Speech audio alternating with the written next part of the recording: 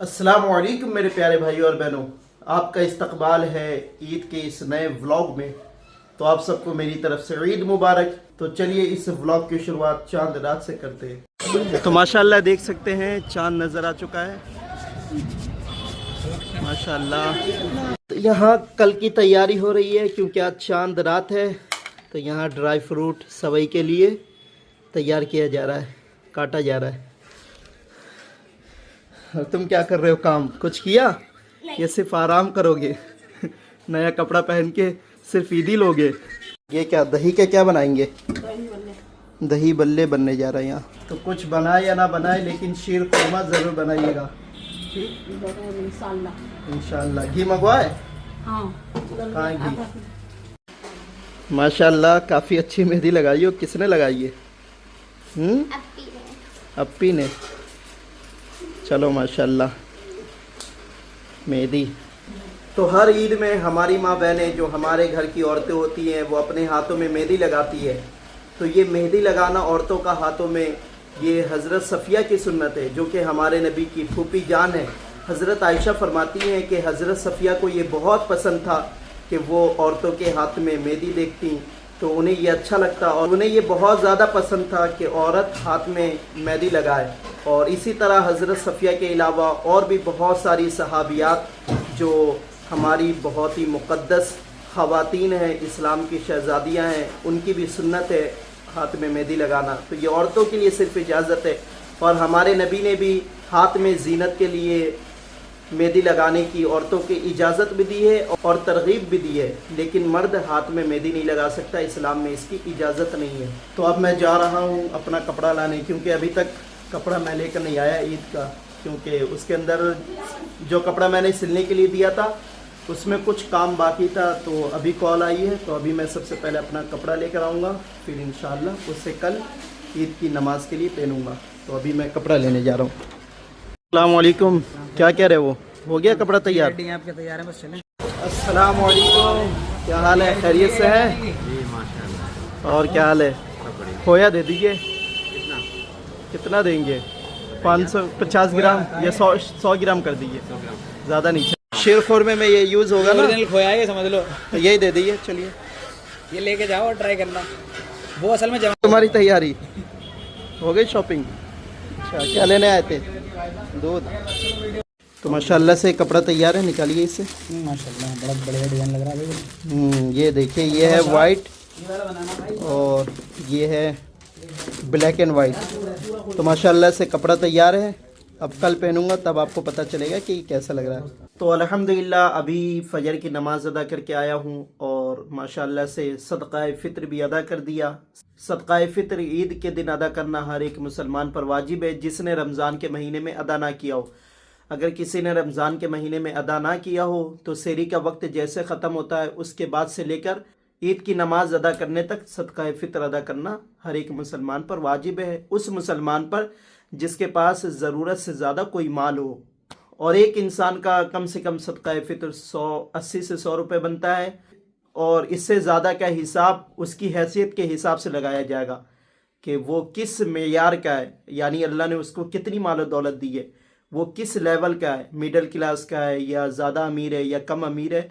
तो वो फिर अपने हिसाब से ज़्यादा दे सकता है, लेकिन कम से कम 80 और 100 रुपये। तो अल्हम्दुलिल्लाह सदक़ाए फ़ित्र भी अदा हो गई, नमाज भी अदा हो गई फ़जर की। और अब बारी है गुस्ल करने की, क्योंकि ईद के दिन गुस्ल करना और नया कपड़ा पहनना, ये साफ़ सुथरा कपड़ा पहनना हमारे नबी की बहुत ही प्यारी सुन्नत है। तो सबसे पहले मिसवाक करके इंशाअल्लाह दांत साफ़ करूँगा, क्योंकि ईद के दिन मिसवाक करना और अपने दांतों को साफ़ करना ये भी सुन्नत है। फिर गुस्ल करूँगा, फिर कपड़ा पहनूँगा, फिर इंशाअल्लाह इतर लगाऊँगा। ये तमाम सुन्नतें अदा करूँगा क्योंकि हमारी मस्जिद में 7 बजे जमात है तो 6 बजे ही जाना पड़ेगा। और अभी हो रहा है और अभी 6 बजने में 10 से 15 मिनट बाकी है। तो अल्हम्दुलिल्लाह गुस्ल करके फ़ारिग हो गया और अभी अभी गुस्ल करके आया हूँ। और फ़िलहाल तो ठंड महसूस नहीं हो रही क्योंकि गर्मी का मौसम शुरू हो चुका है। तो आप लोग कमेंट करके बताएं कि कितने महीनों के बाद आप इस वक्त नहा रहे हैं, यानी फ़जर के वक्त नहा रहे हैं।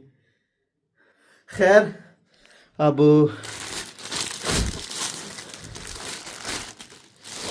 ये रहा जुब्बा। अल्हम्दुलिल्लाहिल्लज़ी कसानी मा उवारिया बिही औरती व अतजम्मलु बिही फ़ी हयाती।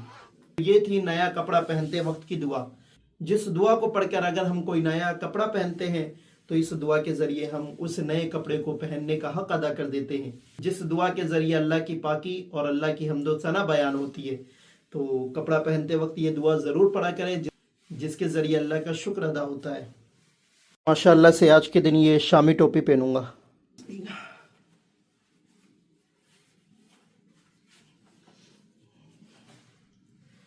अब इतर लगा लिया जाए। खुशबू लगाना ईद के दिन हमारे नबी की बहुत ही प्यारी सुन्नत है। तो अल्हम्दुलिल्लाह देख सकते हैं अब मैं पूरी तरह तैयार हूँ। तो अभी ईद की नमाज़ होने में 1 घंटा बाकी है, लेकिन जगह फिर भी नहीं मिलेगी।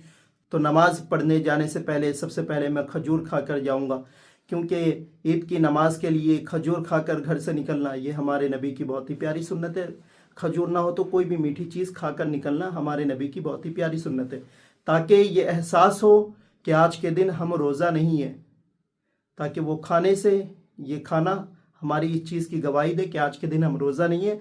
और ईद के दिन तो रोज़ा रखना किसी के लिए क्या है, जायज़ नहीं है। तो अभी मैं निकलने वाला हूँ नमाज़ के लिए, तो निकलने से पहले खजूर खा लिया जाए। तो अभी मैं इस रास्ते से ईद की नमाज़ पढ़ने जा रहा हूँ, लेकिन जब नमाज़ पढ़ के वापस आऊँगा तो इस रास्ते से नहीं आऊँगा, दूसरे रास्ते से अपने घर जाऊँगा। क्योंकि हमारे नबी इरशाद फरमाते हैं कि जिस रास्ते से ईद की नमाज़ पढ़ने जाओ उस रास्ते से वापस मत आओ, बल्कि किसी दूसरे रास्ते से वापस जाना हमारे नबी की बहुत ही प्यारी सुन्नत है।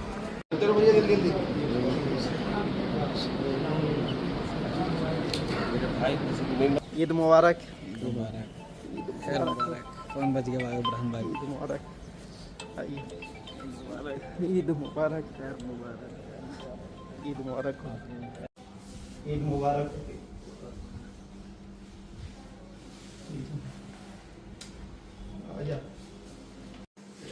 तो ये ईदी मिली है मुझे अब्बू जान की तरफ से। तो बड़ा हो गया, लेकिन अब ज़रूरत नहीं है, लेकिन फिर भी इस ईदी की अलग ही बात होती है। तुम्हें मिली? हाँ। कितना? 100 रुपये मेरी तरफ से लोगे। तो अब मेरी बारी है सबको ईदी देने की। तो ये रहा मेरे हाथ में सबकी ईदी। शदाब आओ। तो ये लो तुम्हारी ईदी। हमें तो 50 रुपये मिलता था, लेकिन तुम्हें कितना मिल रहा है? 500 लोगे? मत लो इतना, 100 रुपये लो। 100 नहीं, 500 लोगे। तो ईदी देना किनकी सुन्नत है? हुजूर की, हमारे नबी की सुन्नत है। हमारे नबी की सुन्नत है ईदी देना, मोहब्बत बांटना एक दूसरे को। ये लो आलिया, ये लो तुम्हारी ईदी। ये लो, ये लो, ये अप्पी को दे दो। ये लो।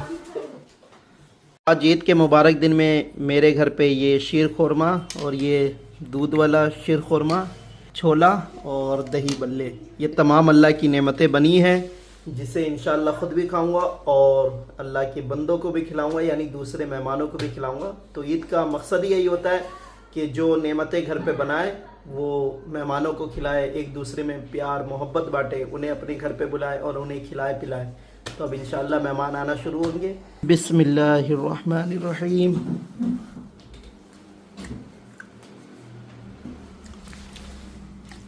तो ये पेशावरी शूज़ मैंने लिया है। तो अभी फरहान बरकाती साहब के घर जाना हो रहा है। माशाल्लाह से फरहान बरकाती साहब की मोहब्बत है कि इनकी मोहब्बत मुझे खींच लाई, और ईद का यही मतलब है कि एक दूसरे के घर जाया जाए। तो माशाल्लाह फरहान बरकाती साहब के घर जो ये दही बल्ले बनी है, ये बहुत ही जायकेदार और बहुत ही शानदार, माशाल्लाह बहुत ही मज़ा आई है इसको खा के। और अब मेरी स्पेशल चीज़ चाय, जिसकी तलब मुझे हमेशा सताए। तो अब सुकून मिल रहा है अल्हम्दुलिल्लाह।